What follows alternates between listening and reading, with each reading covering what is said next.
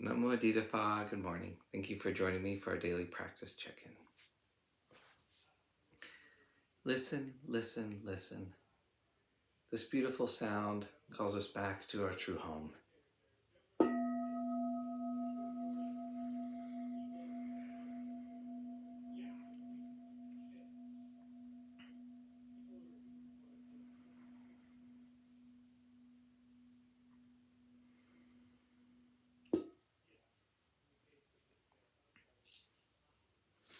The third mindfulness training.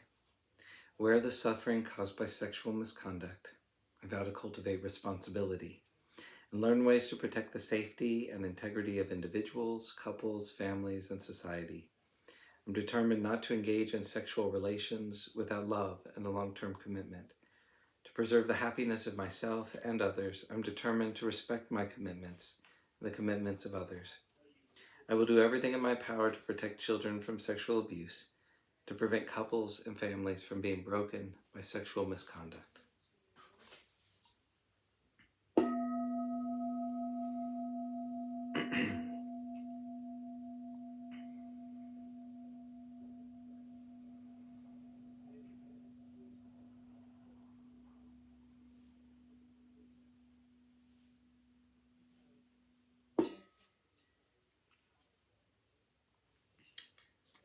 Today we're reading Impermanence of Unpleasant Feeling Tone by Ajahn Thiradhammo from his book, Working with the Five Hindrances.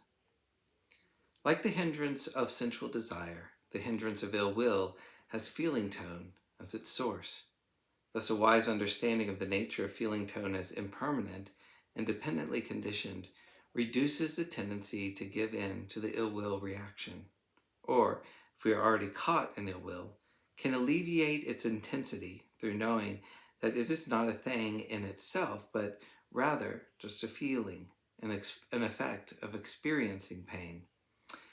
In Buddhist psychology, pain is in the mind, and changing our state of mind changes the quality of the pain.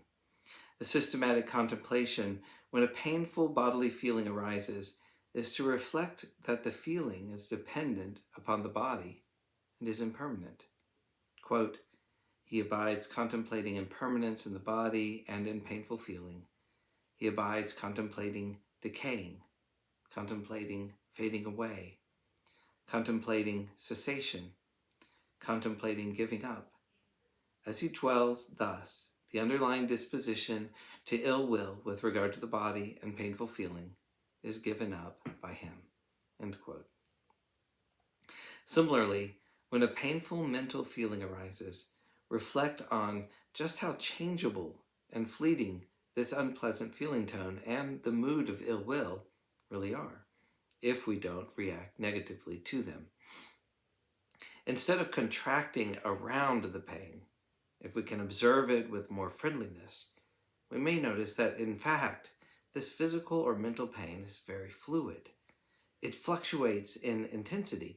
It mingles with other feelings and moods. It ebbs and flows with bodily and mental conditions. We see directly that feelings are very insubstantial and thus unreliable for building reactions upon. By seeing in this way, we can undermine the habit of the ill will reaction. What are we angry with? An impermanent, painful feeling tone? Not very reliable, is it?